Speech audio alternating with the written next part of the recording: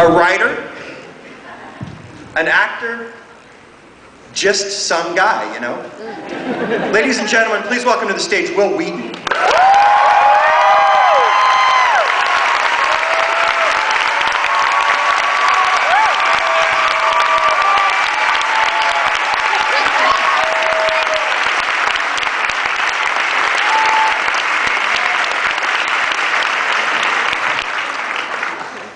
How are you?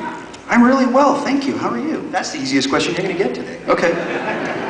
Now, Wil has set on the table a D4. In addition, But also a 3. I've I've also brought my 3DS because because I have discovered that like taking a 3DS to a convention is like min-maxing the Me Plaza.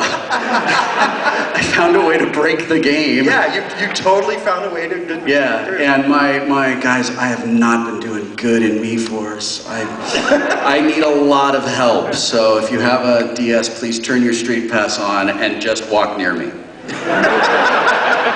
But come on, guys, no eye contact. Right.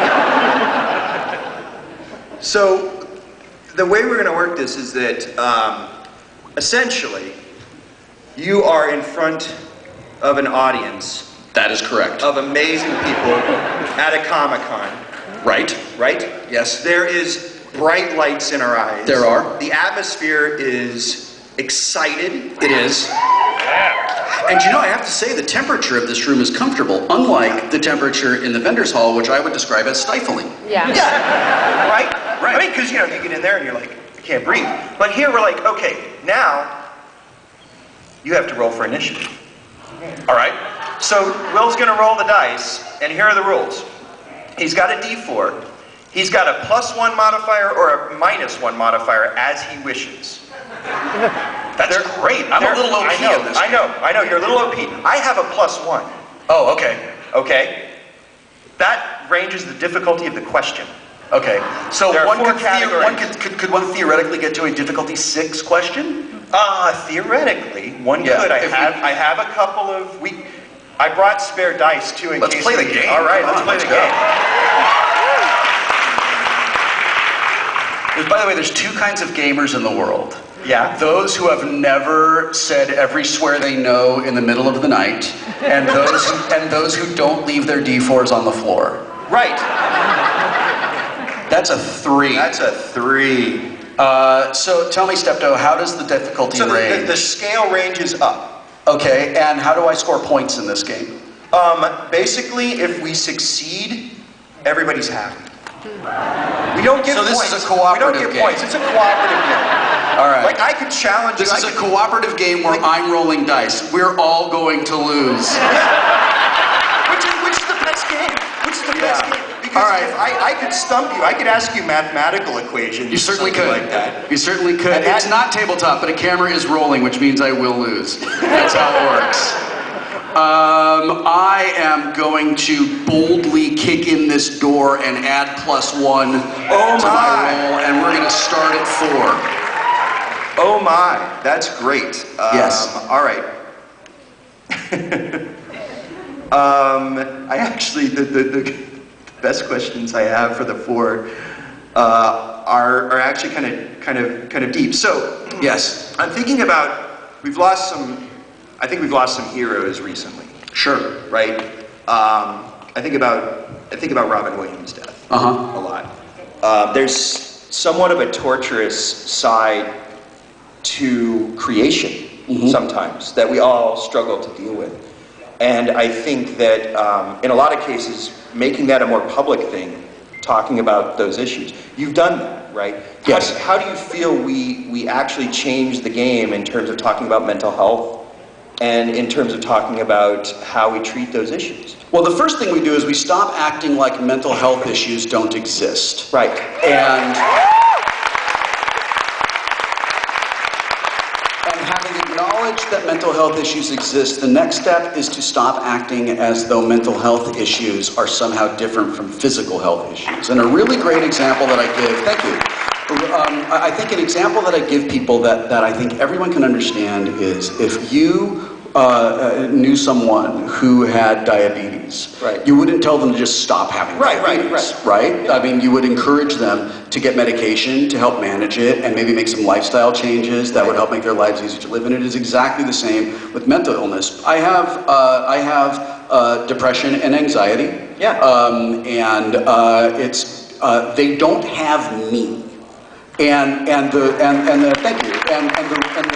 I think the reason that I can say that is that I was actually sort of inspired by Jerry and Mike from Penny Arcade and from Jenny Lawson, the Blogess, to go and seek out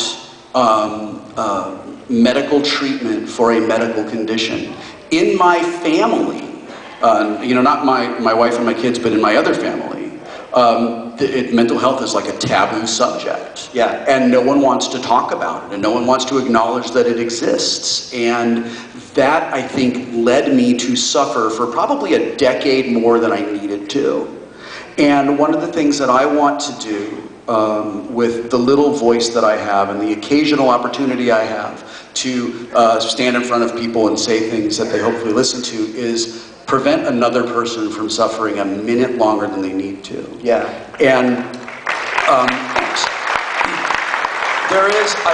I will challenge the premise of the question a little bit. I don't believe that art and suffering are inextricably linked. I don't want to mistake correlation for causation. Fair point. But one thing that I think does happen with artists is we need to be empathetic, and we must be open to the world. Warren Ellis says the way a writer experiences the world is by writing about it.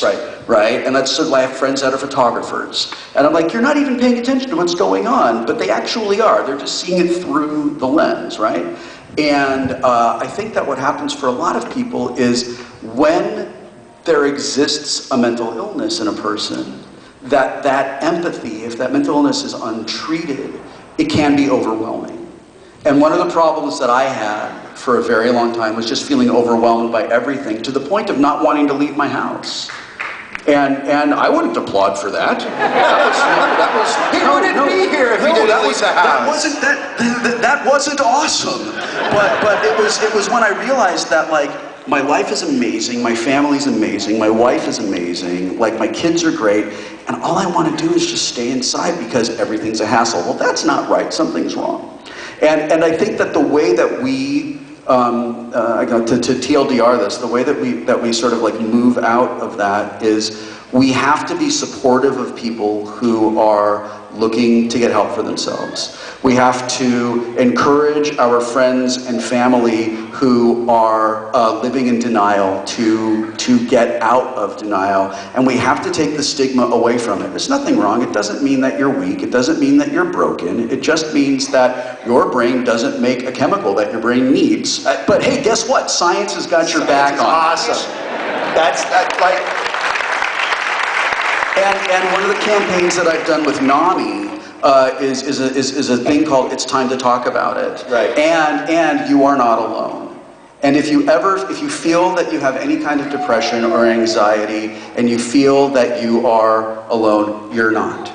There are people everywhere who want to help you, who want to listen to you, who understand that it's not just about feeling sad, right? Right, that's the thing, right? I mean, it's like when, I guess it was the, I'd had an anxiety attack right about the time I was guest blogging, right? On your site. Yeah. And I thought it was like a heart attack. And I went to the hospital for it. And it was like writing about that. And then the responses from people coming back changed the entire conversation. It was like, oh, there's nothing bad about this. It's okay. Other people, and that empathy, I think, probably is the key. The understanding that you're not alone, because there's so many friends I have who have depression who will express it in the manner of, it's not a matter of feeling something, it's a matter of, being something in a way. Yeah, right, and depression lies, too, is another really important thing to remember, is that depression will tell you, you suck, you're not worth getting rid of me. And, like, fuck you, depression. I strongly disagree. I have an opposing view. Yeah, all right, that's fine, but I'm banning you. You don't get to do this anymore. So it's a very long way of answering your question, but it is something I think a lot about and spend a lot of time talking about. That's why it's a category. And that's why it's a category 4. Let's roll for the next question. 2. I'll take a category 2 question. Yay, water, thank you. Yay. Thank you very much. Thank you. Amy, everybody.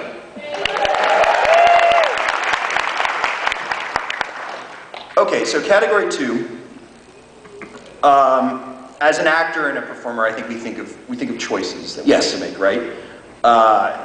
Things that are done to inform the character or the performance beyond the actual words or the direction that we're given. Yes. You've done this, of course, in many different facets, but what I was curious about was how do you approach that when you're doing an audiobook reading where you are all the characters and the narrative and the sort of the storyteller. Yes. But you have to provide those facets. How do you approach that performance? A little background for anyone who doesn't know. I read a lot of audiobooks. I read and perform a ton of audiobooks. I've been extraordinarily privileged to do a lot of books for my friend John Scalzi. I just did, we love him, he's amazing. I got to do Ready Player One for Ernie Klein, which was really fun.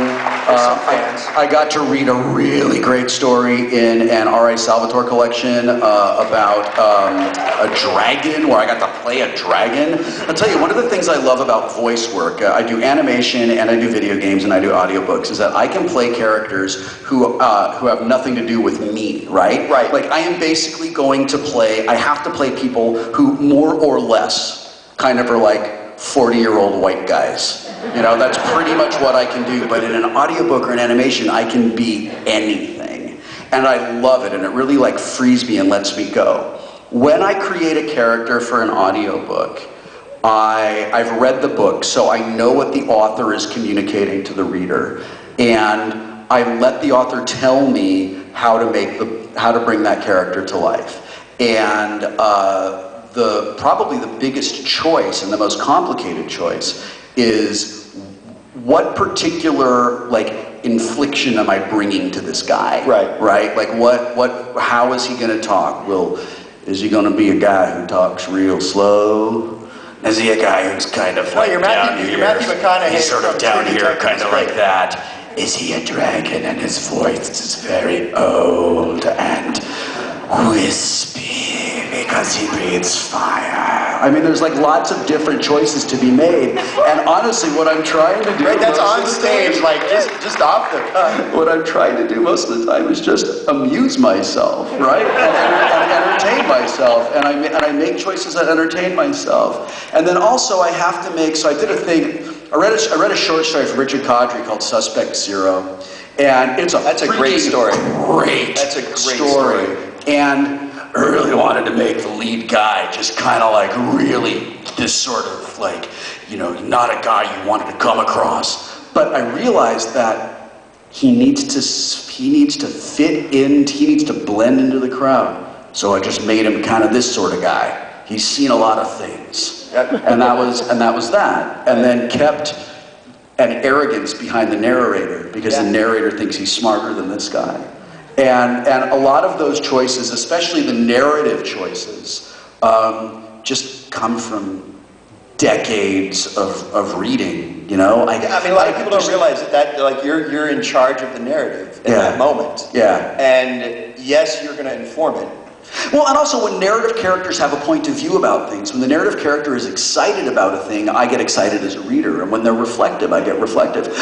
One of the things that happened to me when I did Scalzi's Red Shirts, which is one of my favorite books I've ever read, there are codas to Red Shirts, and this is going to veer into spoilers, so feel free to jam your fingers into your ears if you don't want that. But one of the codas involves a character talking to a person about how his wife died. And his wife, who meant the world to him, was basically just taken from him in a really unfair and arbitrary and horrible way, which is kind of the way things happen in real life. And it's the hardest thing I've ever had to read, because I was in touch with this character. I knew who this guy was. I've been voicing this guy for 4 days on this book now. And it's 4 days, like between 5 and 6 hours at a go. Yeah. And I was really, I'm in it, and I'm in this guy. And as I'm reading this letter, emotionally connected to feeling the sense of loss that this guy must feel to sit down and read this, I had to, for the first time in my life, actually confront what I would do if my wife wasn't in my life. Yeah. And it was, I began weeping inconsolably in the booth. And it wasn't right. It wasn't right for the piece.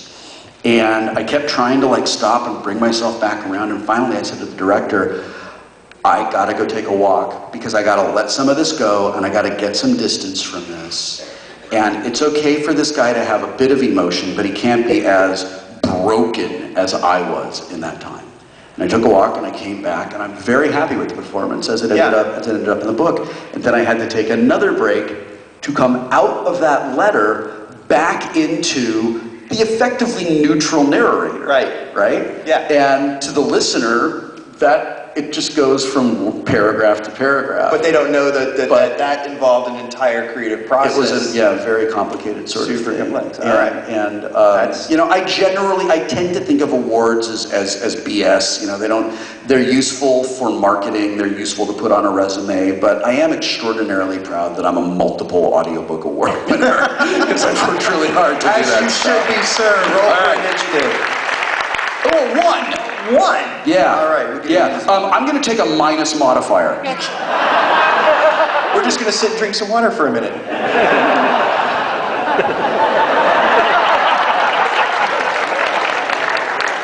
This is a great idea with the Portland, picture. I hope you appreciate how good your water tastes. We're not drinking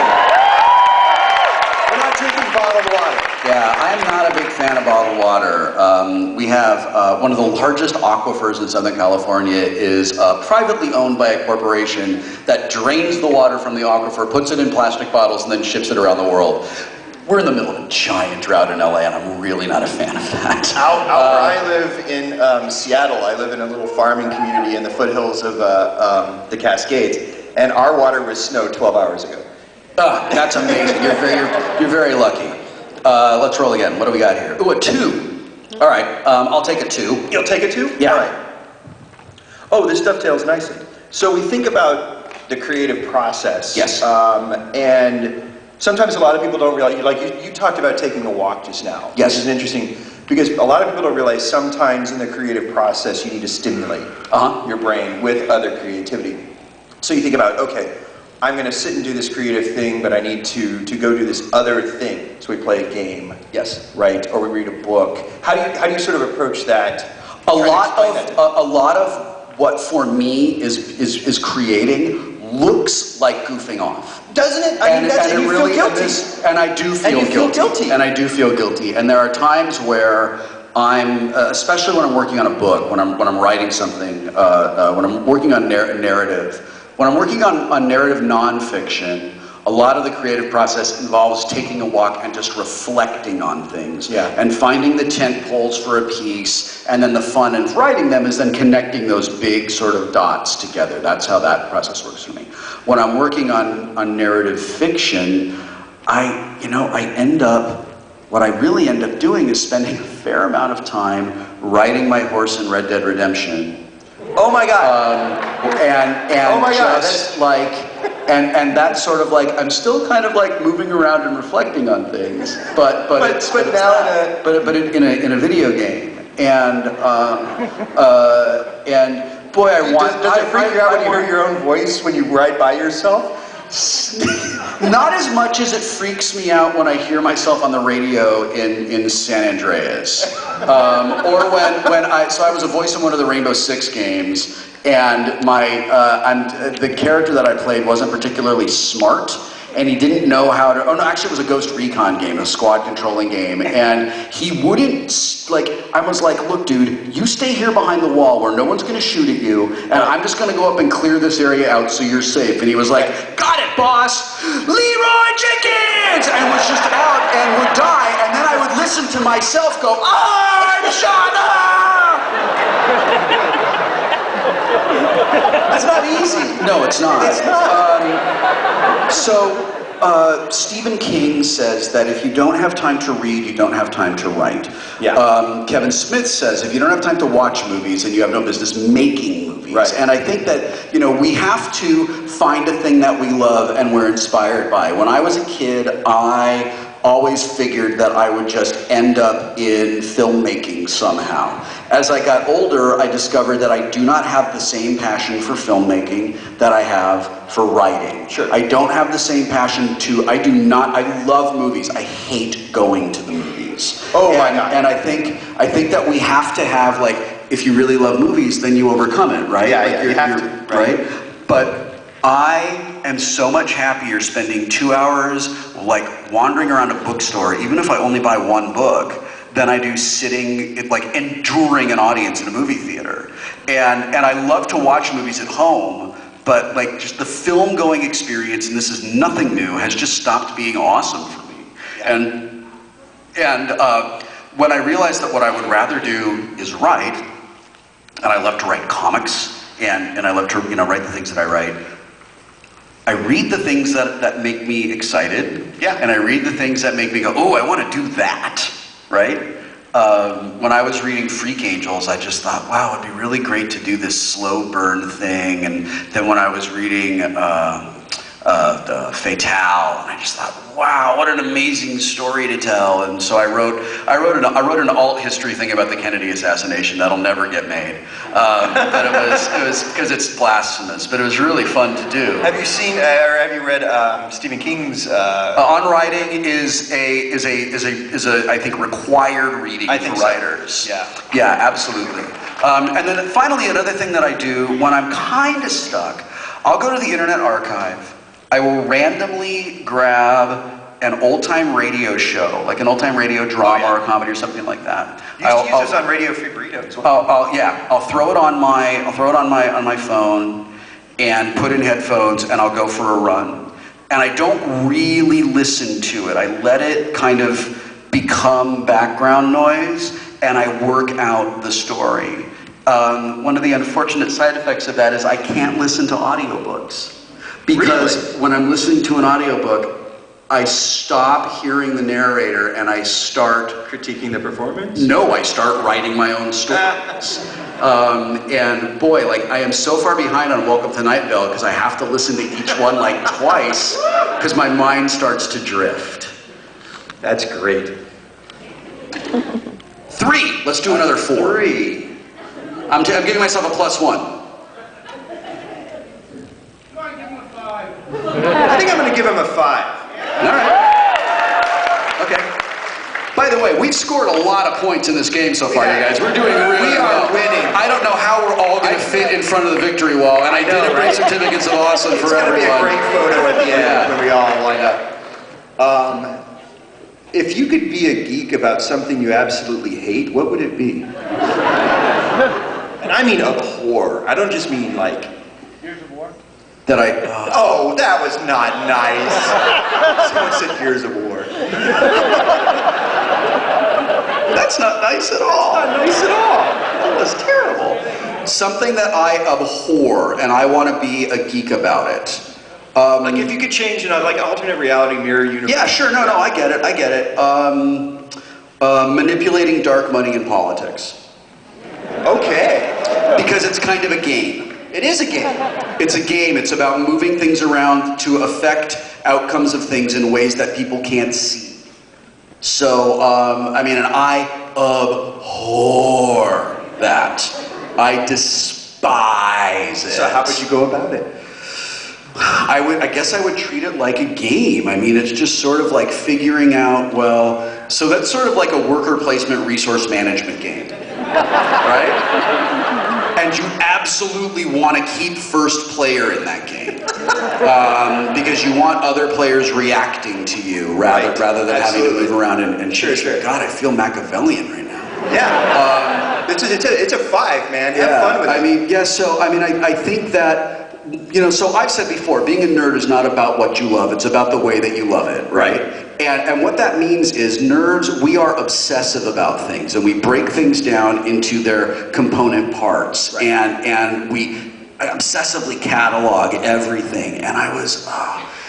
Dave Getch, who's a writer for The Big Bang Theory, we were both interviewed for an article in the New York Times about Randall Monroe, and Getch said that before the internet, one of the badges that we all carried around as geeks, right, was like extensive knowledge about stuff, and that incredible depth of knowledge about whatever it was. External brain. And now you're just like, hang on, I'm gonna go Wikipedia that, you know, and that skill has kind of like, that's like a legacy skill that isn't necessarily supported in the current operating system. Yeah, that's an outdated driver. Yeah, I mean it's there, but nobody really updates it anymore, right? And it's a process that you could kind of kill, right? But it has basically become a runaway process that just respawns every time you try to shut it down. Every single time. Yeah, and it claims priority when you don't want it to. It turns out some of our operating system coding could be updated a little bit. But I would, so if I were manipulating dark money in politics, I mean, that is, I think it's about exploiting ignorance.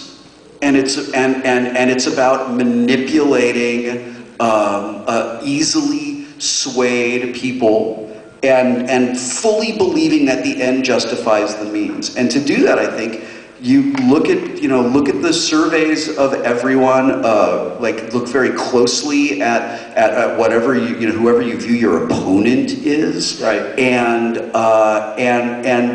nothing is out, and cheat and figure out how to break the game. Yeah. Right, which is another thing I abhor. Don't be a rules lawyer. That sucks, right? But you min-max and break the game. Like, if I was ever like to play a mirror universe of me, it'd be like a rules lawyer. Yeah, yeah. So that is what I would do. All right, roll again. This is fun. Everybody's winning. We don't get points for that. One person applauded. Nobody liked that question. That's okay. That's all right. No, that's fine. That's okay. We lost. So we lost 5, but we've got 4, 7, Dark money 8, took it. 9 minus 5. We're at 4 points. Okay. I think we're roughly 4 points plus but we also took a 0 to drink water. That's true. Yeah. We did. So we're at 4 points. We're not doing good, guys. Okay. We need your help. We're not doing well again. All right. So this is a 3. Let's take question 3. All right.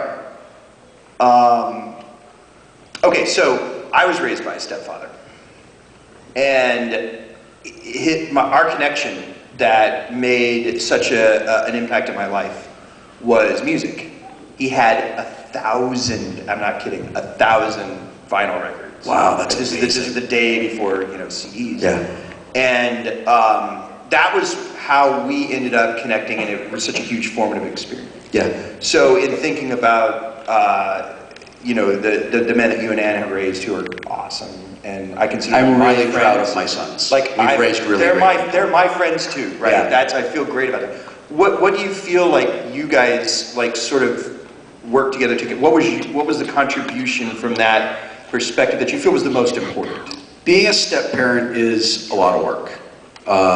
You have said you've made a commitment to raise as your own children that you didn't have a hand in creating, right? You sort of missed the fun part of the creation of those kids.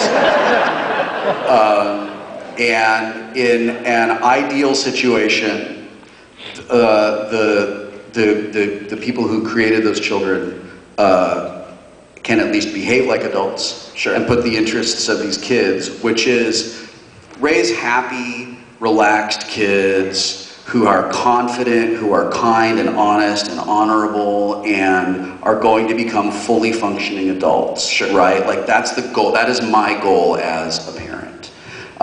That is hard to do for everyone, even in a biological family, right? It's especially hard for a single parent family. Like raising kids is difficult, and I really believe that more people should actually really think about how hard it is and what the responsibility is and what the consequences are if you don't take it seriously and you don't do it well, because it seems like that Harvey Danger song about stupid people breeding was prescient, right?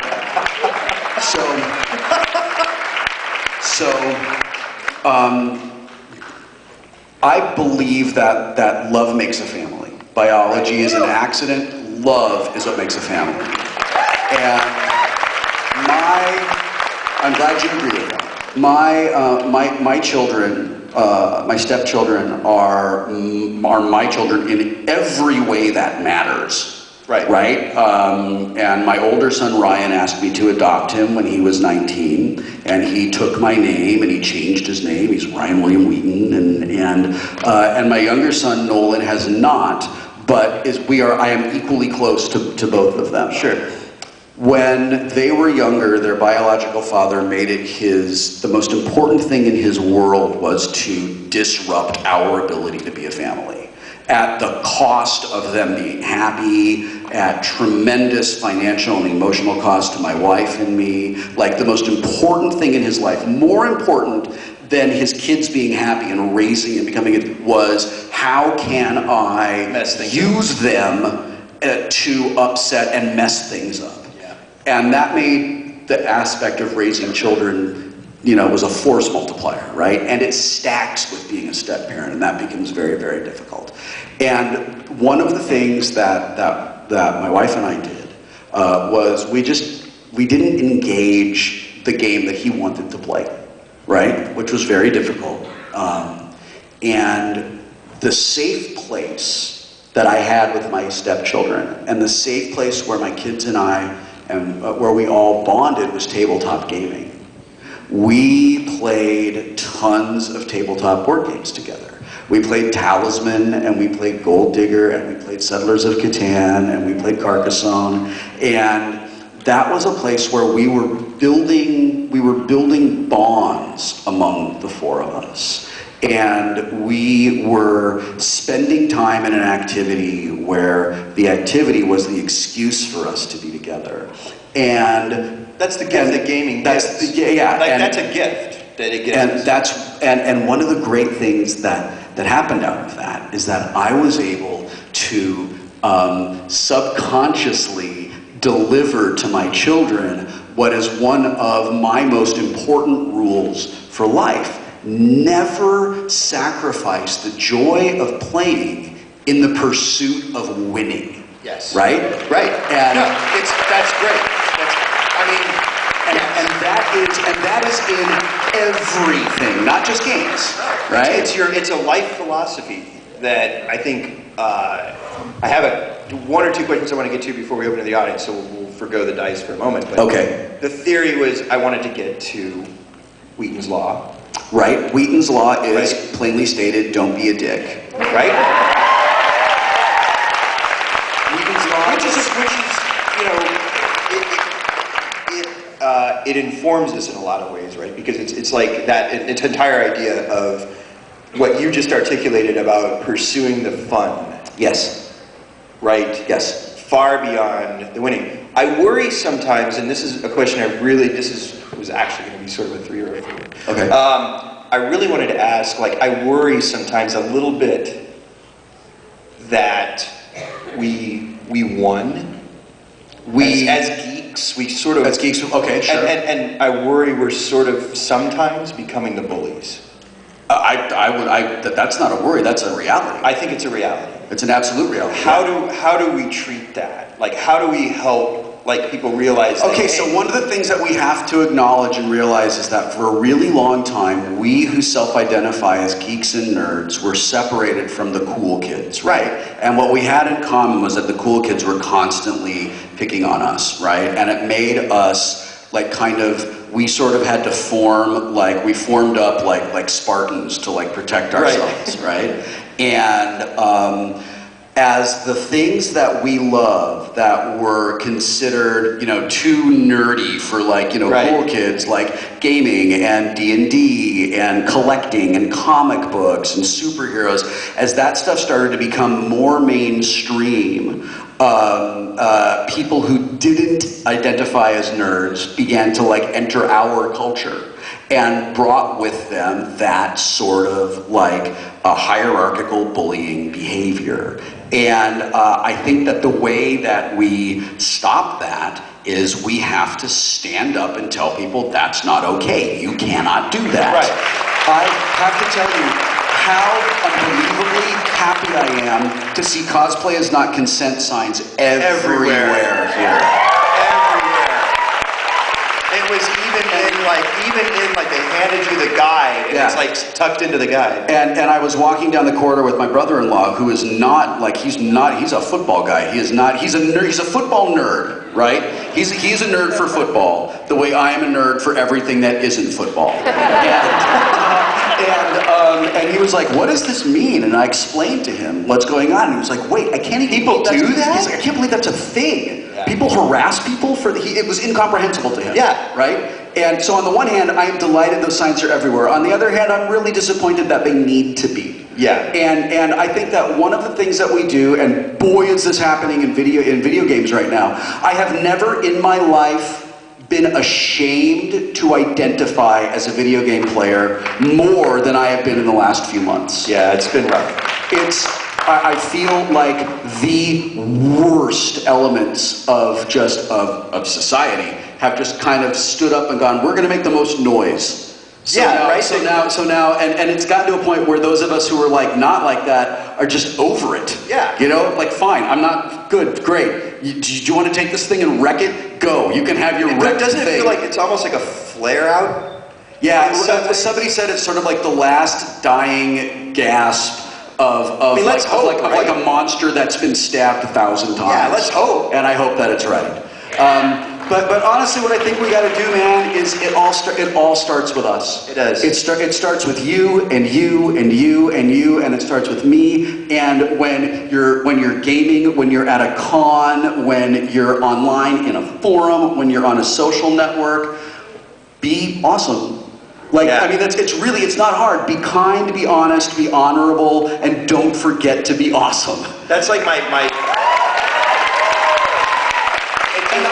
Listen, I will admit, I will own, I will take responsibility for this. I am a super flaming leftist liberal, and I cannot help but go and kick the You're in Portland, it's fine. I know. I get really upset at stuff. You know, when you're the guy who the law is named after, people are lined up to wait for the "don't be a dick" guy to be a dick. Right. And I get it. I know. And I acknowledge that. And another thing that we all have to acknowledge is that, look, we're human, and as long as we do our best and understand that our best is going to change from moment to moment and from day to day, and we're honest about that, and we're willing to forgive ourselves when we don't reach our own standards, but try to go back to reach them, we're going to be okay. Yeah, I totally agree with it. It's like yes, that deserves, yeah, absolutely.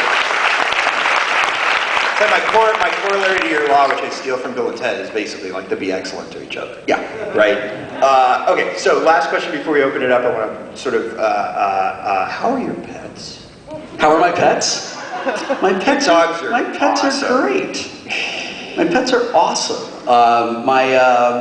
My dogs, Seamus and Marlowe, must have known that Ann and I were coming up here because the night before we left, it was really important to them to sleep perpendicular to us on the bed, which meant that neither one of us got any sleep at all that night. My dog Riley says, "I'm a dog!" That's the default, though. That's what she does, yeah. And our cats are really good too. My cat Luna was missing for a day and a half. Oh and my God. I got real worried about her, and I was walking up the street, shaking the treat bag and calling her. And she kind of like pokes her head out of a bush, like, "Can I come out?" And we figure that something scared her into the bush. Oh, okay. So I got her out, and she's fine. I will take this opportunity to tell all of you here that my wife is a member of the board of directors of the Pasadena Humane Society, and we do, thank you.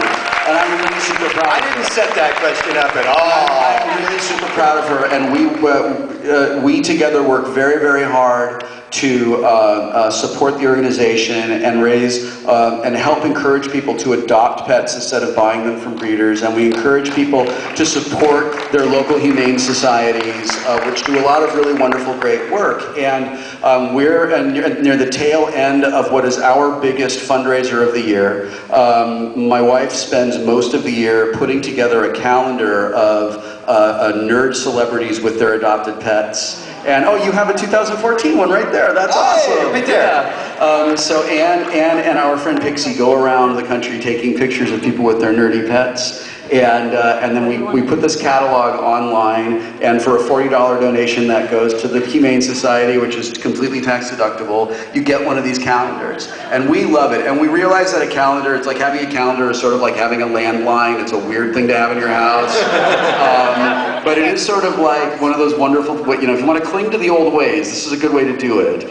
So if you're interested and you want to learn more about this, you can go to teamwheaton.org on the internet, and you can get one, and we would love for you to have one. Excellent. We're really super proud of it. Okay, so let's do some questions. Do some questions. Right, we're gonna start over here. There's a seal over there. I know, right? It's Penny over here.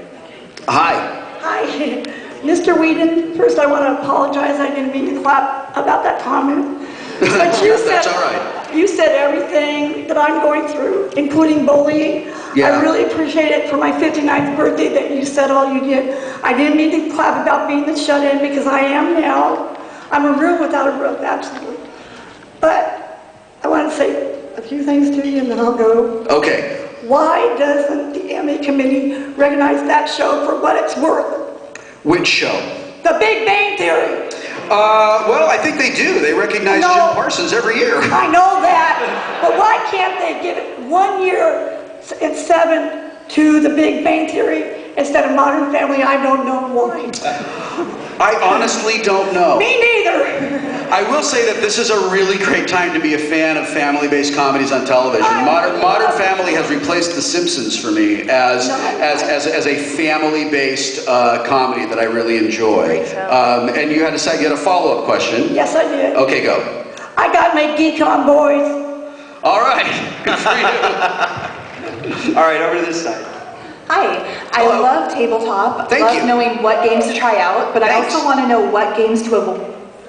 What games to avoid, you said? Yes? Yeah, so I want to know what game was it that gave you game rage the other day? What was it? Yeah. Can you give us a hint so we don't give them any money? Well, you don't want to badmouth anything. No, I don't want to say. I will say that I think this publisher should have known better. And what's important is that over the last few weeks, my executive producer Boyan, my son Ryan, and we got some help from my wife, we have play tested. We've narrowed 108 games down to 22 games. We have to take the remaining. We have 14 filled. We need to fill 6 more games. I believe we've probably filled 2 of those, so we maybe have 4 more to go. Out of all of those games, 1 made me angry. And that's a really great batting average. Thank you. What I would encourage you to do is find a game shop, right? Like go to your friendly local game shop. Tell them what you like, and they should be able to direct you to games that you will also like. And that's a really great way. Board Game Geek is really good for that as well. And the tabletop forums at Geek and Sundry will help you find things that you like. Thank you. That's a great question. I just wanted to say thank you. Are you Carmen Sandiego? I am.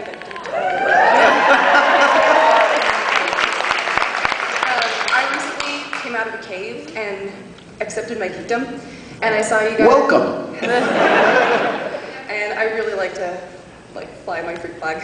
Good, So, good. I just want to ask you, with Geek and Sundry, how did you guys really start the Geek and Sundry vlogs and the whole channel? And how did you guys? Because I'm starting to do things on YouTube as well. Okay, I don't know how the vlog started because I don't work in the production. I don't work in the office. I just work on tabletop.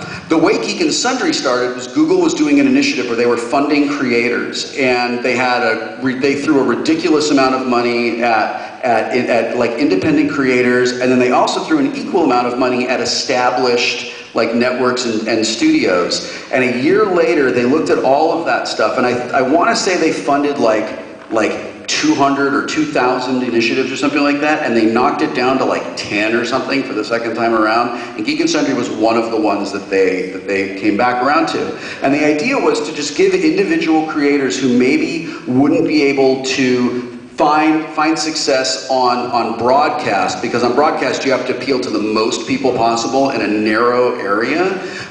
We could appeal to a lot of people like 1 and 2 people at a time all over the world. And Felicia knew that, and I knew that, and it allowed us to make shows that we liked, that we knew a lot of other people in the world would like. I think one of the reasons the show that I did on network television on Sci-Fi this last summer, one of the reasons the show wasn't as successful as we wanted it to be, is that I was doing a show for people like us who are all over the place, who want to watch things online, who want to watch things when they want them, and we were trying to do that in this old model that the network refused to change and would not adapt to.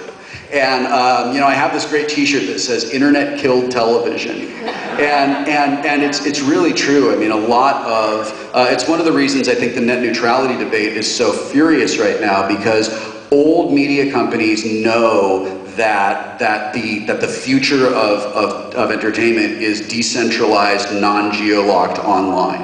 And Geek and Sundry, I think, is kind of at the forefront of that. And if you want to learn more about the Geek and Sundry vlogs, I would just email or leave a comment for Amy Dallin or for Nika Harper and ask them, and they'll probably be able to help you out. And also join the Nerd Fighter community, which is an incredible community of creative people who will answer all of your questions. I think we only have time for 1 or maybe 2 more questions. Oh, then let's do a lightning round. The lightning round is where we try to do yes or no questions, and we get through as many people as we possibly can. That sounds great. Okay. So, and also, I didn't know if you had any other things you wanted to talk about where you're going to be doing today. Or... No, I just want to answer questions. Excellent. People have been very patient to sit here and listen to me. Over on this side. Go. Hello, Mr. Wheaton. When did you decide to come back to the media? No, I'm sorry. That's not a yes or no. That's not a yes or no question. You can't do a yes or no. Oh, all right, sorry. How have you enjoyed being back in the public eye?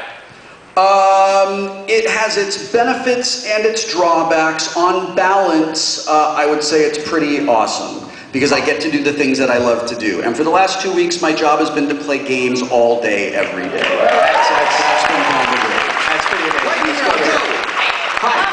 So I actually have 2 questions, if that's okay. As long as they're yes or no questions, yes or no. The first one isn't. The first one. It's a simple question. I'm the dungeon master here. It's a simple question. Go. What's your favorite board game? My favorite board game at the moment is Stone Age. Second question. You're in Portland. Have you been to Powell's?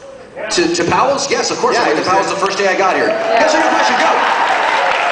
Did you learn anything about parenting from your TV mom, Dr. Beverly Crusher? No. Go quick.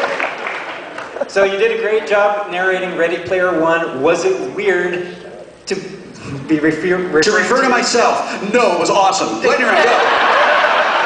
Give me one book recommendation for a young writer. One book recommendation for a young writer. Stephen King's On Writing. Yeah. Go. Thank you so much for being so open and honest about depression, because guys like myself that grew up that had no place to turn to, thank you for being there for us. That is not a yes or no question. I'm a technical theater student at the University of Oregon, and I know we would love to have you. Would you consider coming down and speaking to our department? No. Yes or no question? So I have a 2-part question. No. Yes or no question? Go.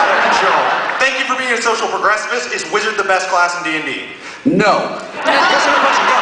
Was it hard being Sheldon Cooper/Jim Parsons' worst mortal enemy? No, it's amazing. Yes or no question? Go. Can we give all the extra money from the Indiegogo campaign to Chris Hardwick and get him on the RPG? I would love that, but probably not. Yes or no question? Go. Are you going to play Rampage on Tabletop Season 3? No, I really want to, but it doesn't work.